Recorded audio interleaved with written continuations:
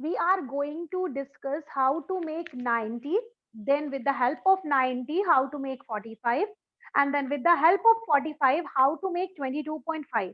अगर आप क्वेश्चन को गौर से देख पा रहे होगे देन आपको समझ में आ रहा होगा कि ये सारे एंगल एक दूसरे के बाइसेक्टर हैं. फॉर एग्जांपल 45 हमें तब मिलता है जब हम 90 को बाइसेक्ट करते हैं, एंड 22.5 हमें तब मिलता है जब हम 45 को बाइसेक्ट करते हैं. तो अल्टीमेटली हमारे पास यहाँ पर करना क्या है, हमको हमको जस्ट बाइसेक्टर ड्रॉ करना है. तो without just starting the bisector how to draw, just I will tell you to just note it down some points in your mind which is needed for practical geometry a lot. सबसे पहला, the pencil which you are using should be very sharp, and remember the pencil which you are putting here, it should be always like this. ठीक है, you have to always check this. Another thing is that ये जो compass है आपका वो ना ज्यादा open होना चाहिए और ना ही ज्यादा बहुत क्लोज होना चाहिए. It should be just open enough, जिसमें मिनिमल डिस्टेंस होनी चाहिए, और हमेशा याद रखो ये फिक्स होना चाहिए. ठीक है, it should be fixed always. And for that आप ये कर सकते हो कि आप स्केल से या रूलर की हेल्प से आप इसको एक फिक्स डिस्टेंस पे ओपन कर सकते हो. It can be 4, it can be 3 centimetre, ताकि अगर बीच में ये कहीं पर हिल जाए तो आप उसको तुरंत उतनी ही डिस्टेंस पे फिर से ओपन कर सको. तो रिमेंबर यहाँ इसकी डिस्टेंस हमेशा फिक्स रहती है. ठीक है, बार बार आप उसको ओपन नहीं करते हो. ठीक है, so it should be fix. And another thing, it should not be loose too much, it should be tight enough, it should be tight enough. तो इसके लिए हमेशा यहाँ पर एक स्क्रू होता है पीछे आपके कंपास पे, जिसको आप प्रॉपर तरीके से टाइट कर सकते हो, ताकि आपका ये जो कंपास है वो बार बार हिले डुले नहीं और आपको डिस्टर्ब ना करे. ठीक है. Another thing which is very important, that for every angle whatever you draw with the help of compass, or whether you draw it with the help of protractor, you need a base to draw. So always remember, her angle के लिए हमें चाहिए एक base line. तो सबसे पहले हम क्या करेंगे, हम एक बेस लाइन को ड्रॉ करेंगे which is needed for us. So I have drawn a baseline, and remember after drawing this baseline I will give this vertex as O, the naming, and then I take the help of my compass, and with the help of compass I will do the same process which I tell for every angle. Now this common process which was told by me to all of you. Okay, this arc we will cut it now. After that, after cutting this arc, ये जो arc है, जो first वाला point है, उसको आप नाम दोगे 1. Now you will take your compass, put a pointer on 1, and जो first वाला cut करोगे, that will be your point number 2, and it will be your 60 degree. After point number 2, whatever you will cut, that will be just double of 60, and that will give you 120 degree to you. Okay, and after putting 120 degree you need 90, and 90 comes between 60 and 120.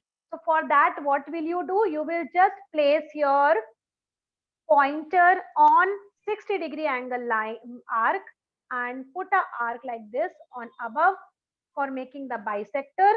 And the same process you will do by taking your pointer on 120, and you will make the same arc like this. Again repeating, पहले आप 60 पे रखोगे और इस तरीके से arc cut करोगे, फिर आप 120 पे रखोगे और आप सेम तरीके से आर्क कट करोगे. ठीक है, अब आप जब इसको आर्क कट कर लेंगे तो आपको यहाँ पर एक पॉइंट मिल जाएगा, और उसके बाद आप 90 डिग्री का जो एंगल बनाया है आपने, उसको आप उससे ज्वाइन कर देंगे. ठीक है, लाइक दिस. ठीक है, after joining you have got it 90, और जैसे ही आपको 90 मिलेगा, this is the point where this arc is making 90. ठीक है, आप इस पॉइंट को आप चाहो तो एक नाम दे सकते हो. ठीक है, और अगर नहीं भी देना है देन भी चलेगा, बट अगर आपको देना है तो it will be good. This is 2 point, this is 3rd point, and this is point number 4. ठीक है, मैंने दे दिया पॉइंट नंबर 4. अब हम क्या करेंगे, हमें 90 का हाफ चाहिए 45. अब हम क्या करेंगे, ये 1 वाला जो पॉइंट है दैट इज 0 डिग्री वाली लाइन का पॉइंट है. और ये जो 4 है वो 90 डिग्री वाली लाइन का पॉइंट है, तो हम क्या करेंगे, अपने कंपास की पोजीशन को शुरू से जो हमने रखा था हम चेंज नहीं करेंगे, ठीक है। And what we will do, we will just put our needle on point number 1 and you will take arc here on the middle part of your angle between 90 वाला जो आपने बनाया है ना, उसके मिडिल में आप लेंगे ये, ठीक है। देन 4 पे आप रखेंगे, जो कि 90 डिग्री की लाइन थी वहां पर रखेंगे, और सेम वही आर्क को आप, प्रीवियस वाले आर्क को आप दोबारा से कट कर देंगे। फिर से बता रही हूँ मैं, पहले अपन 1 पे रखेंगे हम लोग, और 1 पे रखने के बाद आर्क कट करेंगे, फिर हम 4 पे रखेंगे और फिर आर्क कट करेंगे। क्यों हमने ऐसा किया, क्योंकि 1 जो है वो 0 डिग्री की लाइन है, और जो 4 है वो हमारा 90 डिग्री वाली लाइन का आर्क है। तो I am making the bisection of it, हम लोग उसके बीच का फाइंड आउट कर रहे हैं, तो उसके लिए हमें 4 और 1 की हेल्प हमने ली। अब हमको मिल गया 45 डिग्री, हमारा पहला काम कंप्लीट हो चुका है। तो अब हम क्या करेंगे, ये हमारा 45 डिग्री का है, अब हम इसको ज्वाइन कर लेंगे। So this is now our 40 degree line, ठीक है। this is our 45 degree and this was our 90, so I'm writing it here, this was 90 degree and this is 45 degree, but this is not actually we wanted 22.5, so what we are doing it, अब हम फिर से अपनी process repeat करेंगे। Now you can see one point which is very important point, वो तो हमारे पास पहले से है, बट हमें क्या चाहिए अब, 45 का भी हाफ चाहिए। तो 1 तो हमें मिल गया, बट 45 वाली लाइन कौन सी है, 45 का आर्क कौन सा है, ये वाला 45 का आर्क है। तो हमारे पास एक पॉइंट ये है और एक पॉइंट ये है, दोनों को हम थोड़ा सा डार्क करेंगे, ये वाला, ठीक है। जो एंगल हमें बाइसेक्ट करना है, तो हमने उसको डार्क कर दिया। अगेन हमारा कंपास फिर से हमको साथ देगा, फिर हमने लिया 1 पे रखा और अपनी कंपास के थ्रू बीच में मिडिल में कट किया आर्क। अब हमने 2 पे रखा और सेम उसी प्रोसेस को रिपीट किया, which I have done it for 45 degree.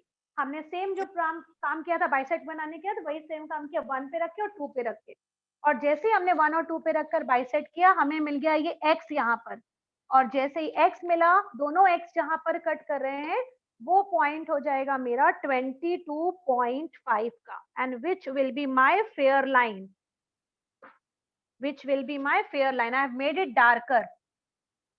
This is 22.5 degree angle.